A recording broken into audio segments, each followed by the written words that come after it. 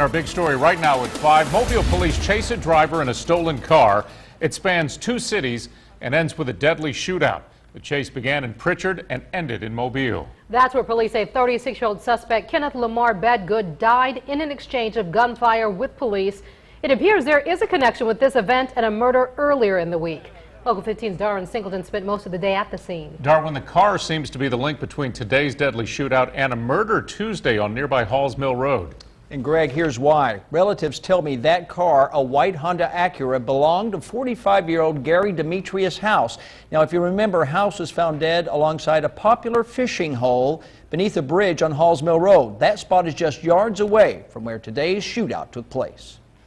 A car chase, gunfire, and then swarms of police. It was a scene that played out in the parking lot of Montlimar Apartments at Azalea Road and Halls Mill Road this morning. But it all began in Prichard when Brian Campbell says he saw his brother-in-law's car being driven down a city street. Problem was, his brother-in-law, 45-year-old Gary Demetrius House, was murdered 2 days ago while he was fishing, and his car was missing. The chase was on. I followed the car, called my sister, made sure it was the car.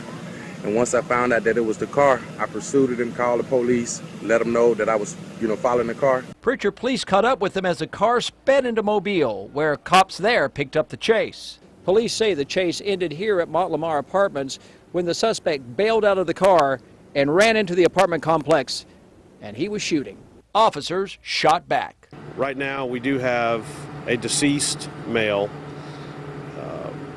Their officers did shoot the man. That man in the car turned out to be 36-year-old Kenneth Lamar Bedgood of 8 Mile. It will be handled just like any officer involved shooting.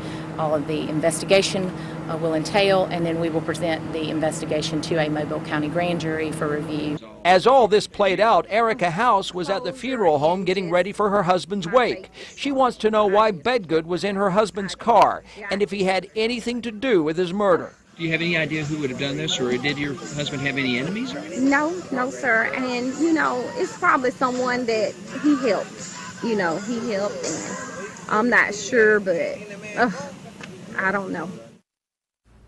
Now, no officers nor apartment residents were injured during the shootout. And it's also important to note that investigators with the police department have not yet officially linked the murder of Gary House with the man killed in today's shootout, but more details should be coming soon. Cam?